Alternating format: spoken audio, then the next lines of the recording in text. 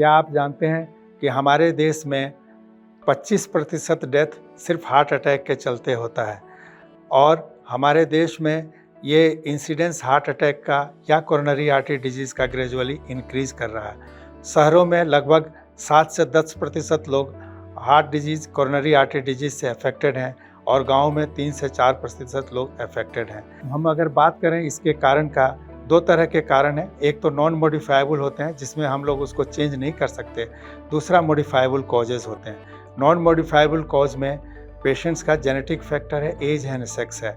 Genetically Indians 30% ज़्यादा prone है heart attack और हार्ट की डिजीज़ से as compared to western countries.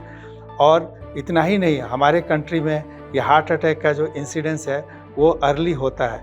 50% heart attack के पेशेंट 50 साल से कम उम्र के होते हैं और 25% पेशेंट 40 साल से कम उम्र के होते हैं। जो मॉडिफाइबल रिस्क फैक्टर्स हैं उसमें आपको डायबिटीज़, हाइपरटेंशन और डिसलिपिडीमिया मतलब high cholesterol, sedentary habit, smoking and stress है। अगर आप ये 6 एस याद रखते हैं तो आप बहुत हद तक हार्ट अटैक से बच सकते हैं। वो एस क्या है? पहला एस शुगर के लिए है।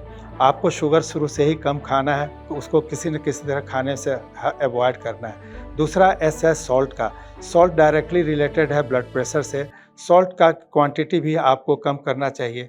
जो भी नमकीन चीज़ें हैं, एक्स्ट्रा सॉल्ट है, उसको अवॉइड करें।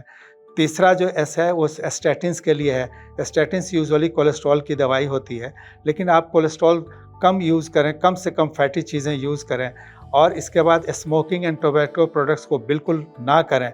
सीडेंट्री हैबिट्स को अवॉइड करना है।